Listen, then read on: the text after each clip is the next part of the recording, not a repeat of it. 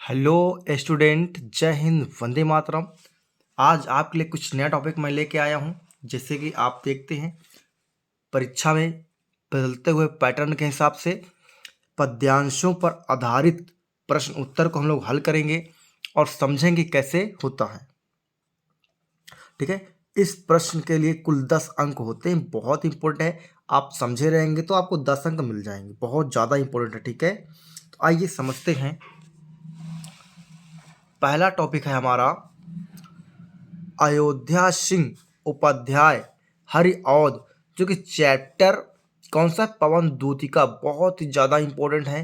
ठीक है, इसमें क्या क्या बोला गया बच्चों, इसमें राधा जी के बारे में, और अपने कृष्ण भगवान जी के बारे में, अर्थात अपने माधव के बारे में बताया गया है। और इसके बारे में हम लोग समझेंगे। पहले पैराग्राफ को पढ़ेंगे, फिर क्वेश्चन पढ़ेंगे, हर एक चीज़ बेहतरीन तरीके से समझेंगे। चलिए आइए समझते, ना देरी करते हुए। ये पहला स्टैंजा दिया हुआ है, लज्जाशील पथिक महिला जो कहीं दृष्टि आवे, होने देना विकृति वसना तो ना तो सुंदरी को। समझना, कह रहे हैं यहाँ पास राधा जी जो हैं, किसको, पवन देव को। किसको बच्चों, पवन देव को। ठीक है, राधा जी क्या करती हैं, पवन देव को संदेश देती, समझाते हुए भेजती हैं कि आप जाइएगा। और लज्जाशील पथिक महिला, मतलब पथिक मतलब रास्ते में कोई महिला जा रही हो, कोई लज्जाशील हो अर्थात बहुत ही ज़्यादा शर्मिंदगी महसूस हो रही हो या बहुत शर्मीली हो, तो उसको आप, ठीक है, जाते जाते आप देखेंगे तो परेशान नहीं करेंगे। मतलब होने देना विकृति वशना, विकृत मतलब कपड़े उड़ा देना, वश और वश मतलब कपड़ा, तो कपड़े उसके खराब मत करना, नहीं वो क्या हो जाएगी, बहुत ज़्यादा शर्मिंदगी महसूस करेगी और लजा जाएगी। ठीक है, तो ना तो सुंदरी को, मतलब कि वही कि राजा जी कहती हैं पवन जैसे, अगर रास्ते में जाते हुए कोई लज्जाशील महिला दिखे तो उसके कपड़े को आप उड़ाना नहीं और बिल्कुल आराम आराम आप जाना। ठीक है, फिर आगे समझना, जो थोड़ी भी श्रमित वह हो, गोद ले श्रांति खोना, होठों की और कमल मुख की मलानताएं मिटाना। मतलब फिर राधा जी कहती हैं, अगर वो क्या हो, श्रामित हो मतलब काम करने वाली महिला हो, ठीक है, अगर थकी हो, ठीक है, तो अब क्या करेंगे, उसे अपने गोद में लेकर उसकी सारी थकान को मिटा देंगे।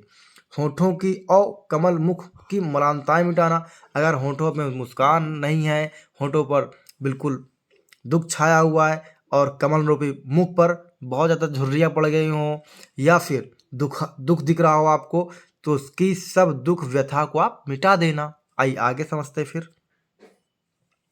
कोई कलांता कृषक लड़ना खेत में जो दिखावे, धीरे धीरे परस उसकी क्लांतियों को मिटाना। फिर कहते हैं अगर कोई क्लांता कृषक लड़ना मतलब महिला, कोई महिला कृषक जो खेत में काम कर रही हो, ठीक है, दिखाई दे करते हुए, तो आप क्या करना, उसके पास धीरे धीरे जाना और उसके सभी दुख कष्ट को मिटा देना अपने ठंडी और खुशबूदार हवा से। जाता कोई जलद यदि हो व्योम में, तो उसे ला छाया द्वारा सुखित करना तप्त भूतांगना को। ठीक है, मतलब कह रहे हैं अगर वही कोई बादल जा रहा हो, जैसे यहाँ कोई महिला क्या कर रही, काम कर रही है, ठीक है, और यहाँ से कोई बादल जा रहा हो, तो आप उस बादल को लाइएगा, उसके ऊपर रख देना आकाश से। ठीक है, व्योम मतलब आकाश से लाना, उसके ऊपर लगा देना, और जिससे कि उसके ऊपर सूरज चाचा का धूप नहीं पड़ेगा, और जब धूप नहीं पड़ेगा तो वो महिला बहुत ज़्यादा खुश होगी। ठीक है, और जो उसके शरीर का ताप होगा वो सारा ताप भी ठंडा हो जाएगा और फिर वो आराम कर लेगी। ठीक है, इतना तो इसमें क्या है बच्चों, इसको समझाया गया है। और इसको समझाने के बाद आपसे क्वेश्चन कैसे कैसे पूछता है और उन सब क्वेश्चन को करना होगा। आइए देखते हैं क्या क्या पूछता है आपसे। क्वेश्चन नंबर 1 क्या पूछता है बच्चों, देखिए, सबसे पहले पूछता है दिए गए पद्यांशों के कवि एवं कविता का नाम लिखिए। बहुत ही ज़्यादा इंपॉर्टेंट है। ठीक है, दूसरा क्वेश्चन पूछता है राधा पवन दूतिका से राह में पथिकों के साथ कैसा व्यवहार करने का दे, ये भी ठीक है। इस पद्यांश में कवि ने किसका चित्रण किया, ये बताना है। इस गद्यांश में कौन सा अलंकार है ये भी बता देना है। रेखांकित अंश का भावार्थ क्या है, जो यहाँ अंडरलाइन है इसका अर्थ बताना है। वियोगिनी राधा लज्जाशील महिला के लिए पवन से क्या कहती हैं। फिर अगला, राधा कृषक ललना की थकावट दूर करने के लिए पवन को क्या बोलती हैं। व्योम और भूतांगना का अर्थ बताना है। ठीक, तो पहला क्वेश्चन का अर्थ समझेंगे बच्चों। पहला क्वेश्चन क्या आपका, दिए गए पद्यांश के कवि एवं कविता का नाम लिखना। देखिए कैसे लिखेंगे, बहुत ज़्यादा इंपॉर्टेंट है। पहला उत्तर लिखेंगे आप, प्रस्तुत गद्यांश के कवि का नाम क्या होगा बच्चों, अयोध्या सिंह उपाध्याय हरि औध है और शीर्षक पवन दूतिका है। ठीक है, क्या है, शीर्षक पवन दूतिका। इस तरीके से आप लिखेंगे।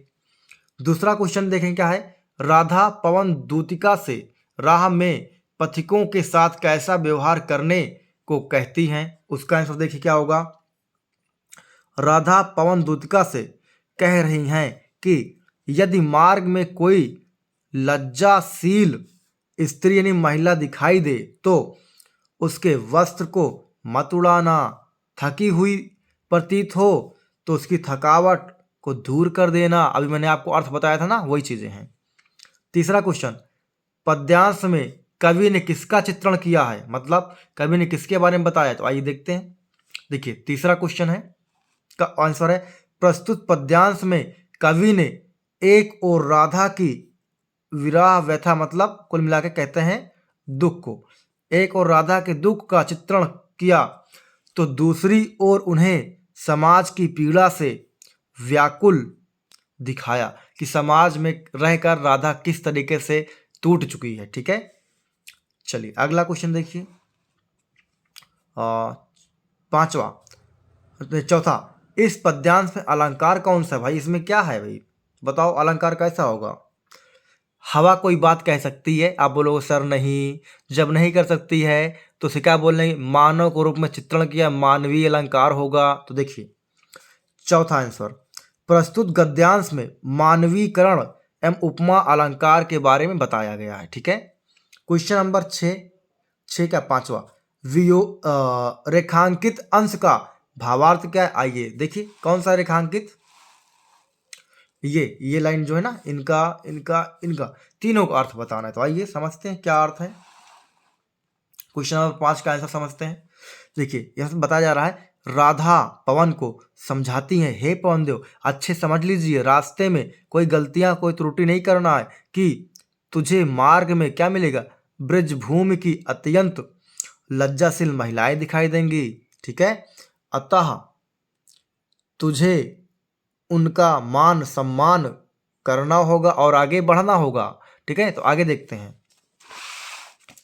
आगे देखिए वही बात लिखा है ना कि उनका मान सम्मान करते हुए आगे बढ़ना है।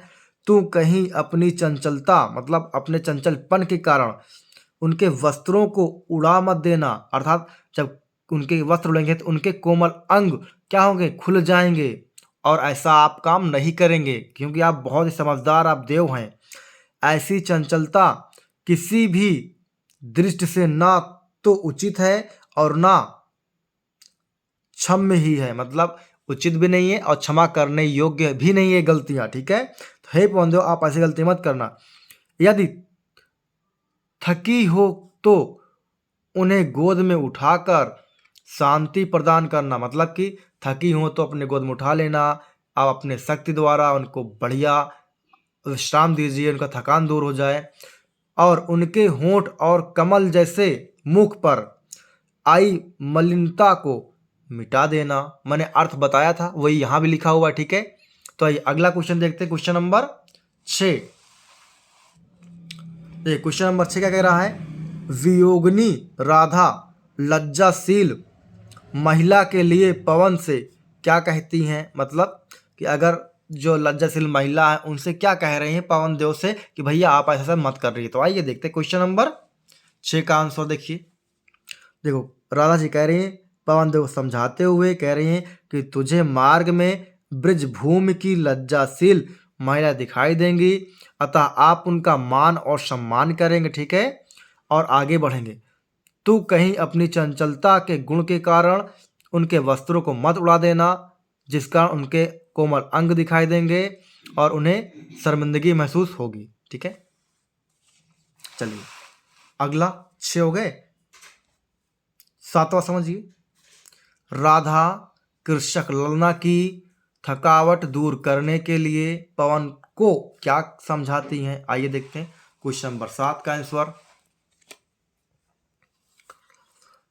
7वां देखिए, राधा पवन से कहती हैं कि कोई थकी हुई कृषक ललना दिखाई दे खेत में तो धीरे धीरे उसके पास जाना और उसकी थकावट को दूर कर देना। यही कह रहे हैं दादा जी।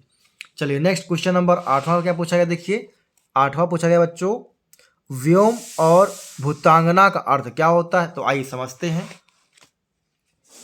सबको पता है व्योम मतलब क्या होता है, आकाश होता है ना। क्या होता है? आकाश होता है, नभ होता है और अनंत होता है और आसमान होता है, बहुत सारा होता है। ठीक है, भूतांगना का अर्थ क्या होता है? स्त्री होता है, ललना होता है।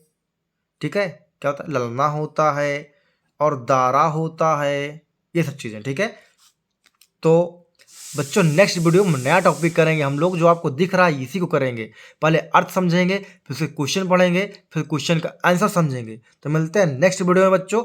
चैनल का जरूर लाइक और सब्सक्राइब करिएगा। जय हिंद, वंदे मातरम।